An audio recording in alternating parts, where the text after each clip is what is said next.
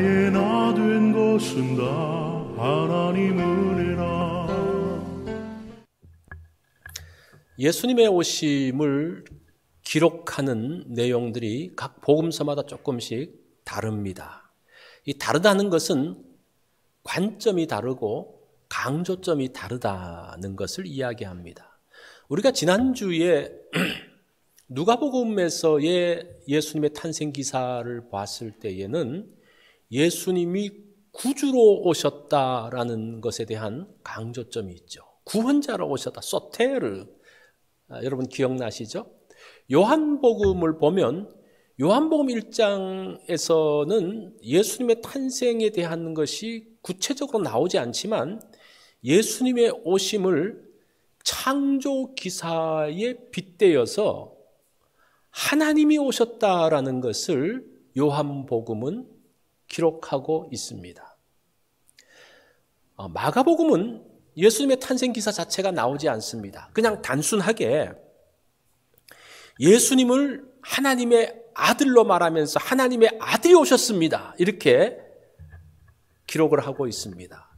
자, 오늘 볼 마태복음은 주변 사람들의 반응을 중심으로 예수님의 오심을 설명을 하고 있습니다. 다 다르죠. 이 다르다는 것은 더 풍성하게 만들어 줍니다. 자, 마태복음 2장 1절을 보면 헤롯 왕 때에 예수께서 유대 베들레헴에서 나심에 이렇게 이야기합니다. 여기까지가 팩트예요. 예수님이 헤롯 왕 때에 유대 베들레헴에서 나셨다. 객관적인 사실을 기록하면서 1장 중반부부터는 그때 무슨 일이 벌어졌는지에 대한 것들을 말합니다. 그래서 그 헬라어에도 보면 보라 이렇게 나왔어요. 처음에 보라 태어나셨을 때에 보라 동방에서부터 박사들이 예루살렘에 이르렀다 이렇게 설명을 합니다. 자, 그러면서 예수님의 그 탄생에 대한 것을 동방 박사들을 통해서 이야기하고 있습니다. 우리는 동방 박사 이야기를 너무나 들어가지고 동방 박사가 하는 게 당연하지. 그런데 이거는 사실은 파격적이에요. 예수님의 오심, 메시아의 오심을 유대인을 통해서가 아니라 누구를 통해서 이야기합니까?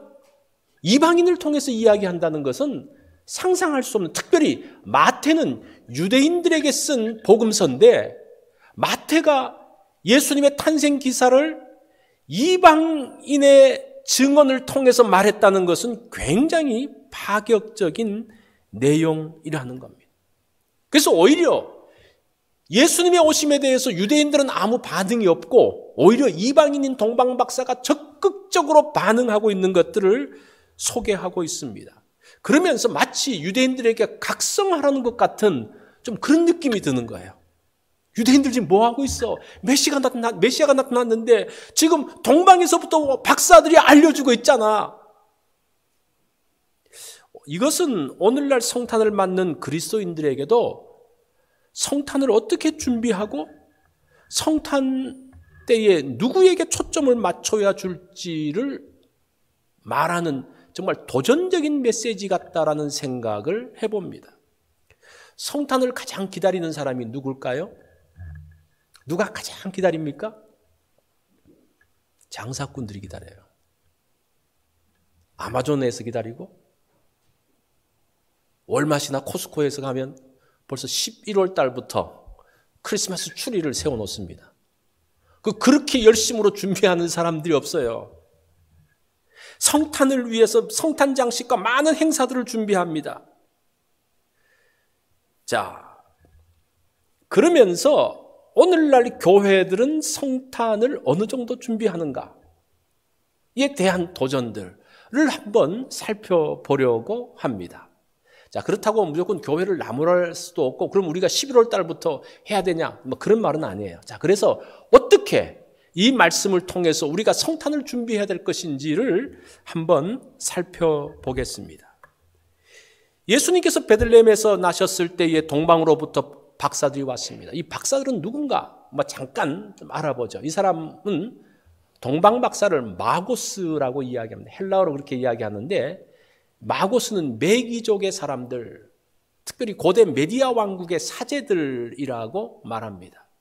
이 사람들은 하늘 별자리를 보고 미래를 예측하던 점성가나 예언자, 현자들, 특별히 이 사람들은 페르시아에서 왔는데 페르시아 바벨론 땅에서, 바벨론이 나라 이름도 되지만 바벨론이라는 지명도 되거든요. 그 바벨론에는 누가 있었습니까? 다니엘이 있었어요.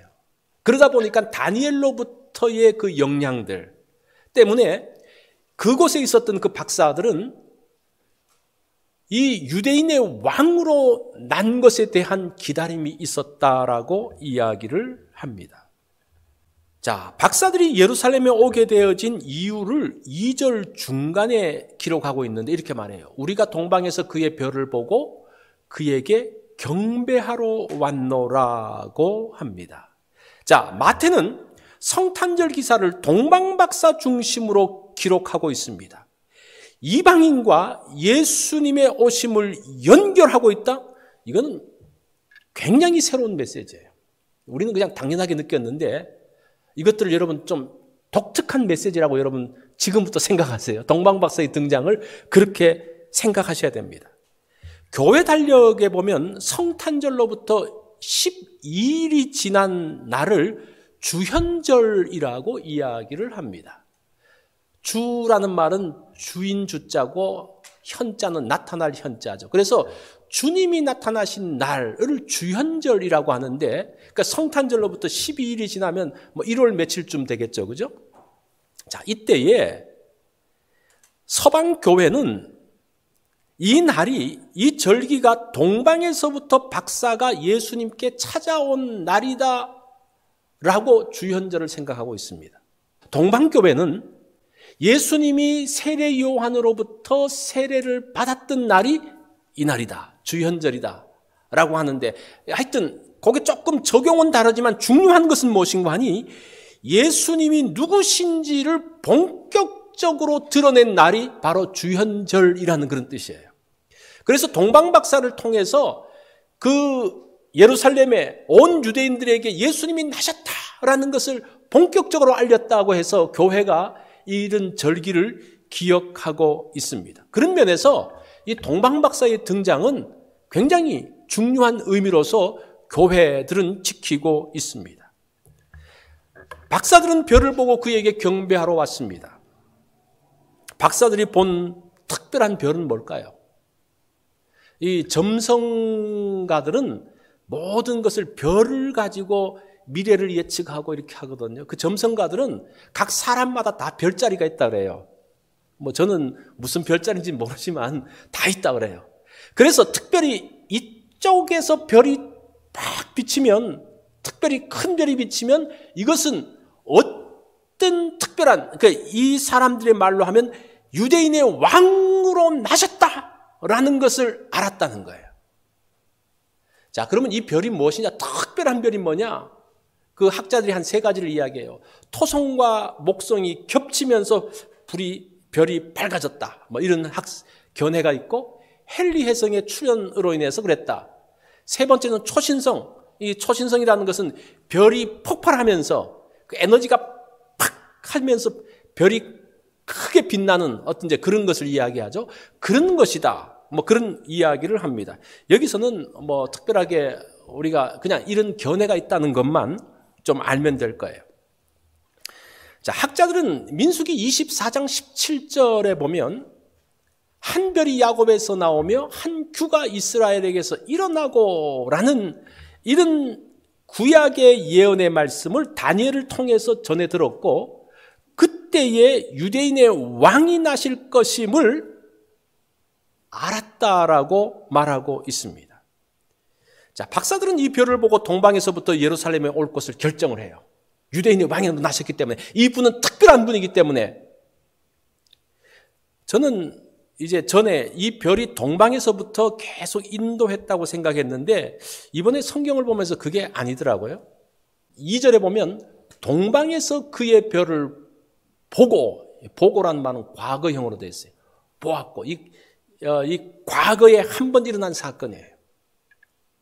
그리고 9절에 보면 동방에서 보았던 그 별이 문득 앞서 인도하다가, 이거는 이제 예루살렘에서 베들레헴까지 갈 때 일어난 현상이에요. 그래서 별이 박사들을 인도한 것은 동방에서부터 한 것이 아니라 예루살렘에서 베들레헴까지, 그게 한 5마일 정도 거리인데 그 거리에만 인도했다는 겁니다. 자, 유대인들은 메시아를 다윗의 자손이라고 부르죠. 그런데 이방인들은 메시아를 유대인의 왕이라고 부릅니다. 그래서 박사들이 와서 뭐라고 이야기합니까? 유대인의 왕으로 나시니가 어디 계시냐고 했을 때 그 말은 메시아가 어디서 나셨습니까? 그런 말이에요. 자, 유대인의 왕으로 나셨다라는 말이, 잘 보세요. 이게 좀 이상한 점이 있지 않습니까? 유대인의 왕으로 나신 분이 어디 계시냐? 여기서 이상한 점이 뭡니까? 왕은 태어나지 않습니다. 왕자가 태어나서 나중에 왕이 되는 거예요. 그죠? 모든 것에서는 그렇게 왕이 만들어지는 거지, 태어날 때부터 왕은 없었어요. 그런데 날 때부터 왕이다? 그건 아주 독특한 명칭이라는 거예요. 그래서 이 유대인의 왕으로 나셨다는 말은 무슨 말이라는 겁니까? 메시아의 나심을 이야기합니다. 그래서 헤롯이 그 말을 듣고 뭐라고 말합니까? 그리스도가, 메시아가 어디 나겠느냐 물어보는 거예요. 그리고 헤롯도 그 말이, 유대인의 왕이라는 그 말이 메시아라는 말로 금방 이해할 정도로 유대인의 왕은 메시아라는 것을 우리가 좀 기억을 할 필요가 있습니다. 이방인인 박사들이 메시아의 오심을 증언하면서 세 가지 선물을 가지고 옵니다. 이것은 신학적으로 굉장히 중요한 의미가 있습니다. 구약 성경의 성취가 이루어지고 있는 것을 이야기합니다. 그래서 여러 성경의 이사야서라든지 또 예언서라든지 그런 부분에서 메시아 날에 이방인들이 예수님께 나와서, 예수 그리스도께 나와서 경배할 것을 이야기합니다. 제가 한 두 개만 말씀을 드리면 시편 72편 10절에 보면 다시스와 섬의 왕들이 조공을 바치며 스바와 시바 왕들이 예물을 드리려다. 지금 다 이방 사람들이 예물 드리는 걸 이야기하거든요. 72장 11절에 보면 모든 왕이 그의 앞에 부복하며 모든 민족이 다 그를 섬기리로다. 자, 메시아의 때에 이방인들이 예물을 들고 유다로 모일 것에 대한 예언이 지금 아기 예수의 탄생 가운데서 이루어지는데 그 모습이 무엇을 통해서 나타난다는 겁니까? 동방 박사들, 이방인 박사들이 와서 드리는. 그래서 마태는 동방 박사가 와서 예수님의 탄생을 알리는 것을 지금 무엇과 연결시키고 있습니까? 구약의 예언과 연결시키면서 특별히 동방 박사에 대한 관점을 부각시키고 있는 것을 볼 수가 있습니다. 이게 이제 동방 박사들이 그렇게 예수님에 대해서, 아기 예수의 나심에 대해서 반응하고 있는 굉장히 적극적인 반응입니다. 자, 그러면 그 당시 예수님의 나심에 대해서 예루살렘 사람들, 유대인들은 과연 어떤 반응들을 했을까? 그것이 또한 궁금하죠? 자, 동방 박사들이 유대인의 왕으로 나시니가 어디 계시냐라고 했을 때 3절에 뭐라고 말합니까? 헤롯 왕과 온 예루살렘이 듣고 소동한지라고 이야기합니다. 이 소동했다는 말은 동요하다, 고민하다, 뭐 그런 말이에요. 그 말을 듣고 헤롯 왕이 동요하고 고민했다? 이해가 되죠. 그런데 온 예루살렘이 소동했다? 이건 조금 이해가 되지 않습니다. 그런데 원문을 보면요, 이렇게 되어 있어요.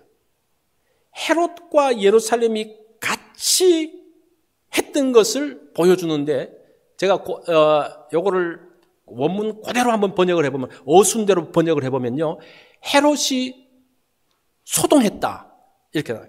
헤롯이 소동했다. 그리고 온 예루살렘도 그와 함께, 이렇게 나왔어요. 그러니까 이 원문 그대로 번역하면요, 훨씬 더 예루살렘 사람들이 헤롯과 함께 동요하고 고민하고 막 흔들렸던, 왜 그랬을까는 제가 또 좀 한번 뒤에서 또 좀 살펴보도록 하겠습니다. 헤롯이 놀란 것은 이해가 되는데 모든 유대인들이 함께 소동한 것은 이해가 되지 않습니다. 오랫동안 메시아를 이 사람들은 기다려왔는데 메시아의 나심에 대해서 환영하지 않고 고민했다, 동요만 했다, 그리고 베들레헴에게 나셨다라는 이야기를 하고 본인들은 안 가요. 이게 도대체 뭔가? 헤롯이 메시아가 어디 나셨는지를 대제사장들과 서기관들에게 묻습니다. 이들이 말하기를 뭐라고 말합니까? 베들레헴에 난다고 이야기를 합니다. 이게 미가서 5장 2절인데 사실은 이 구절이 미가서 5장 2절과 사무엘하 5장 2절을 함께 해서 이 서기관들이 이야기해 주고 있는 거예요. 또 유대 땅 베들레헴아 너는 유대 고을 중에서 가장 작지 아니하도다. 사실은 이것도 조금 바꿨는 건데 가장 작도다 이렇게 되어 있어요. 미가서는. 근데 그거를 이제 의미를 더 이제 살려서 그렇게 말하면서 뒷부분은 사무엘하 5장 2절을 인용하면서 너에게서 한 다스리는 자가 나와서 내 백성 이스라엘의 목자가 되리라 하였음이니이다. 그러면서 베들레헴의 땅에 날 것에 대해서 말하고 있습니다. 자, 그 정도 말해주고 끝나버려요. 근데 그 말을 들은 박사들이 그 밤에 바로 베들레헴으로 갑니다. 그 박사들이 밤에 베들레헴으로 갔는지 낮에 갔는지 어떻게 하냐. 여기 나오잖아요. 별을 봤으니까 밤이죠. 그러니까 이 말은 무슨 말인 거 아니? 이 동방 박사들이 아기 예수의 나심에 대한 그 열망이 얼마나 큰지 몰라요. 제가 지난주도 말씀드렸던 것처럼 오늘날과 달리 옛날에는 밤에 움직이는 것이 굉장히 위험합니다. 제가 이제 군대에 있을 때에 이제 밤에 이제 이제 옆에 교회를 가는데 이제 수요일이나 또 주일이나 가는데 밤에 이제 가는데 그 시골이니까 깜깜하잖아요. 그런데 이제 몇 명이 가는데 우리가 막 이 시궁창으로 막 내려갔습니다. 왜냐? 길이 안 보이니까. 어디가 어딘지 몰라서 그냥 아무 데나 가는 거예요. 지금 밤에 움직인다는 것이 그토록 위험함에도 불구하고 이 동방박사들이 가지고 있었던 그 열망을 우리가 볼 수가 있습니다. 그리고 대지상들과 서기관들이 알려준 대로 가는 그 모습. 그런데 왜 이들은 성경에서 어디에서 낳는 것을 말해주지만 베들레헴이라는 것을 말해주지만 왜 가지 않았을까? 제가 한 두 가지 정도로 추측을 해봤습니다. 그건 제 추측입니다. 첫 번째는 헤롯이 무서웠어. 이 헤롯은 왕권에 대해서 굉장히 민감한 사람입니다. 자기 왕위를 뺏으려고 하면 자기 아들도 죽이는 사람이었어요. 아들 둘을 죽입니다. 부인 하나도 죽여요. 그러니까 왕권에 대해서 무엇인가 이상하다 그러면 없애버립니다. 자, 그런 면에서 유대인들이 조심했다. 첫 번째. 두 번째는 영적인 자존심입니다. 저것들이 뭐 메시아가 나타났다고 이방에서 와서 말하는데 진짠가? 그래, 베들레헴을 알려주긴 알려줘요. 진짜인지 아닌지 이 사람들이 믿을 수 없는 거예요. 아니 메시아가 났으면 유대인들에게 알려주셔서 유대인들이 준비하게 하지 뭐 저 이방 동방에서 온 사람들이 뭘 저 사람들을 통해서 할까? 그것은 영적인 자존심. 그래서 여러분들은 또 어떻게 추측하는지 모르지만 저는 한 그 두 가지 정도로 생각이 들더라고요. 어쨌든 그 당시 유대 지도자들의 영적인 둔감한 모습들을 보여주고 있습니다. 그런데 메시아의 탄생에 대해서 가장 큰 관심을 가진 사람이 누군가 하니 헤롯이에요. 왜 헤롯이 큰 관심을 가집니까? 자기의 이권이 걸려있기 때문에 그렇습니다. 그래서 그 헤롯이 한 말들을 보면요. 이 원문으로 보면 이 헤롯이 얼마나 긴장하는지를 알 수가 있어요. 7절에 보면 가만히 박사들을 불러 비밀리, 이 단어는 비밀리 그래요. 단독으로 그런 말이에요. 비밀리 박사들을 불러 별이 나타난 때와 아이에 대하여 자세히 묻되, 이 말은 자세히 묻는 정도 아니고 확실하게 묻되 이런 말이에요. 너 진짜야? 그 말에 책임질 수 있어? 뭐 이런 말이에요. 정말 유대인의 왕이 오는 거야?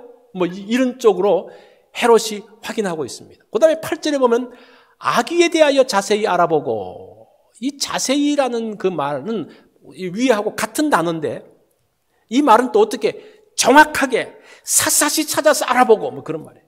가서 아기에 대해서 샅샅이 찾아보고 자세히 말해서 나한테 보고해 그런 말이에요. 굉장히 그 헤롯이 아기 예수의 나심에 대해서 민감하게 반응하고 있는 것을 보게 됩니다. 그리고 아기를 찾고 나면 나도 가서 그에게 경배하겠다. 이렇게 또 싹 포장도 하고. 이런 그 헤롯의 그 모습들을 한번 보십시오. 가장 관심을 가진 사람은 이권이 걸린 사람입니다. 미지의 세계로 가장 먼저 가는 사람이 누굽니까? 장사꾼들이에요. 그 다음에 선교사들이 들어간다고 이야기하더라고요. 여기서도 그걸 여실하게 보여주고 있습니다. 오늘날도 성탄 준비를 누가 제일 먼저 합니까? 장사꾼들이 제일 먼저 해요. 제가 아까도 말씀드렸던 것처럼 11월 달부터 이미 땡스기빙도 안 왔는데 이 크리스마스 추리가 먼저 나옵니다. 우리가 그들을 이길 수가 없습니다. 그리고 그 사람들처럼 할 필요도 없어요. 그 사람들은 이건 좋다 나쁘다는 걸 떠나서 자기의 이권을 가지고 움직이기 때문에 그렇게 할 수 있는 거예요. 그렇지만 우리 그리스도인들은 미리 그렇게 할 필요는 없지만 절기가 되었을 때에 성탄절에 대해서 관심을 갖는 것은 굉장히 중요합니다. 그래서 이번에 우리 교회는 이렇게 이제 성탄에 대한 준비가 잘 됐다는 생각을 좀 했습니다. 이번만 아니라 그 전에도. 그리고 제가 이번에는 이제 가정 예배를 할 때 한 2주 동안은 성탄에 대한 이제 가정 예배로 하고 이제 조금 이제 그런 것도 데코레이션 하고 이렇게 하니까, 그리고 또 성탄 찬양 들으니까 너무나 기분이 좋더라고요. 그거 하면서. 여러분들 어떻게 느꼈는지 모르겠는데 저는 너무나 참 좋았어요. 그리고 그런 장식들을 보면서 우리가 정말 성탄을 준비하는 것 같고 성탄을 기다리는 것 같은 그런 마음들이 막 있었던, 기다리면서 관심이 있는 거예요. 기다리지 않고 아무 관심이 없다가 그날 가서 해서는 사실은 성탄에 대해서 제대로 준비할 수 없다는 겁니다. 그리고 중요한 것은 성탄절기에서 누구에게 초점을 맞추냐는 겁니다. 아무리 먼저 준비하더라도 장사꾼들은 그들의 이익을 위해서 갔기 때문에 아무런 의미가 없는 거예요. 그런 면에서 그 사람들의 성탄 장식, 성탄 준비는 하나님께서 받지 않으십니다. 그런데 예수 그리스도의 초점을 맞추어서 나가면 그것을 하나님께서 기뻐하신다는 거예요. 우리 믿는 사람들도 성탄 장식은 하면서도 예수 그리스도가 뒤편이면, 예수 그리스도가 관심이 없으면 사실은 그 성탄 준비는 제대로 된 것이라고 말할 수가 없습니다. 존 데이비라는 사람이 거기에 대한 지적을 해주고 있어요. 이런 이야기를 합니다. 12월에는 2개의 크리스마스가 있다. 그것은 엑스마스와 크리스마스이다. 의미를 전혀 알지 못하고 지키는 크리스마스는 엑스마스이다. 이때 엑스는 부정적인 표시이며 또 미지수를 나타내는 말이다. 성탄절에 예수와의 만남이 아닌 그 무엇, X와의 만남이라는 거예요. 그러면서 이 존 데이비가 그 성탄절을 맞이하는 모습에 대해서 이야기를 하고 있습니다. 그 무엇이, 그러면서 이제 한 예를 들면서 어떤 사람이 자신의 일기에 다음과 같이 썼다. 크리스마스 이브에는 직장 동료들과 술 마시고 신나게 밤새워 놀다가 집에 와서 잠잤다. 성탄절 오전에는 쇼핑하고 친구를 만나서 식사하고 돌아왔다. 즐거운 크리스마스였다. 자, 크리스마스를 나름 즐겁게 보냈지만 예수님과의 만남은 없습니다. 그건 뭐라는 겁니까? 엑스마스라는 거예요. 아무것도 아닌, 아무런 예수님과는 아무 상관이 없는, 많은 사람들이 성탄절로 인해서 들떠있고 성탄절로 인해서 무엇인가 기대하지만 그 기대가 X, 무엇인가 알지 못하는 그 무엇에 대한 기대로 멈춰져 있다면 그것은 아무런 하나님과 연결되지 않는 모습이라는 겁니다. 우리가 성탄절에 예수 그리스도를 다시 한번 기억하면서 그분의 오심을 기다리는 그것, 그래서 우리가 예배뿐만 아니라 우리의 가정에서도 성탄을 기다린다라고 했을 때에 어떤 무엇인가의 그 X, 그 X에는 뭐 다른 것들이 포함될 수가 있겠죠. 그런 것들만 기대한다면 그것은 온전한 성탄이 아니라고 이야기합니다. 오늘날 크리스마스는 이권에 따라서 사람들에 의해 많이 퇴색되어지고 왜곡되어져 갔습니다. 이것을 이제 돌릴 수가 없는 것 같아요. 왜냐하면 그 이권이 너무나 강하기 때문에 그래요. 예수님의 오심은 그러면서 잊혀져 가고, 문제는 거기에 발맞추어 성도들도 성탄의 가치를 상실하고 있다는 것입니다. 자, 그런 상황에서 동방박사들이 맞이한 첫 번째 성탄은 우리에게 중요한 메시지가 됩니다. 어떻게 준비해야 될 것인가가 동방박사의 모임의 그 모습에서 다 나온다는 거예요. 그런 면에서 마태가 이 동방박사에 대한 것을 성탄의 중요한 인물로 등장시키고 있습니다. 물론 이것은 구약의 성취라는 어떤 그런 신학적인 그런 구속사적인 그런 흐름도 있지만 중요하게 등장시키고 있습니다. 아기 예수를 만나기 위해서 먼 길을 오신 박사들, 하나님은 그들을 기쁘게 보시고 그들의 스토리를 마태복음에 기록해 놓으셨습니다. 자, 이번 성탄절에 자, 우리가 어떻게 왕을 맞이할 것인가, 어떻게 예수 그리스도를 맞이할 것인가를 보면서 그 예수 그리스도로 인해서 즐거워하고 예수 그리스도를 우선으로 두는 그러한 날이 되어지기를 바랍니다. 그래서 이번 성탄절은 영적으로도 큰 유익을 얻고 우리의 마음 가운데서도 그 풍성함을 누리는 성탄의 절기가 되어지기를 바랍니다. 다 같이 기도합니다. 된 것은 다 하나님 은혜라.